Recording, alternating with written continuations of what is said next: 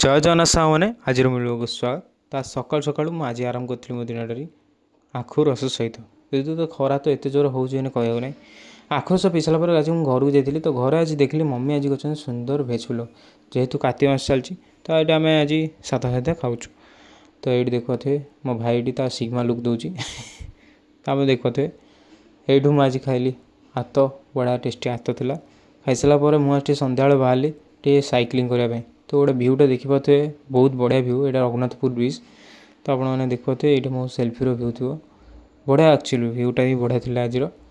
ସେଇଠୁ ମୁଁ ସନ୍ଧ୍ୟାବେଳେ ସେଇ ବାଟରେ ଫେରିଲା ବେଳକୁ ମୁଁ ଆଜି ପଳେଇଥିଲି ମନ୍ଦିର। ତ ମନ୍ଦିରରେ ଆଜି ବହୁତ ଟାଇମ୍ ସ୍ପେଣ୍ଡ କରିକି ଘରକୁ ଆସିଲି। ଘରକୁ ଆସିଲା ପରେ ଦେଖିପାରୁଥିବେ ରାଜଶ୍ରୀ କିନ୍ତୁ ପଇସାକୁ ଖେଳଉଛନ୍ତି। ତାପରେ ଏମିତି ବସିକି ଜୋକ୍ କ୍ରାକ୍ କଲେ, ବସିକି ଖାଲି ଗପା ଗପି ହେଲେ। ତ ମାନେ ଗଡ଼ି ପକାଉଛନ୍ତି, ହସିକି ଗଡ଼ି ପକାଇଲେ। ଦେଖୁନ ଦେବା କେମିତି ହେଉଛନ୍ତି। ଆଜି ରହିଲା ଏତିକି ବ୍ଲଗ୍। ନିଶ୍ଚିତ ବ୍ଲଗ୍ଟି ଭଲ ଲାଗିଥିଲେ ଲାଇକ୍ ସବସ୍କ୍ରାଇବ୍।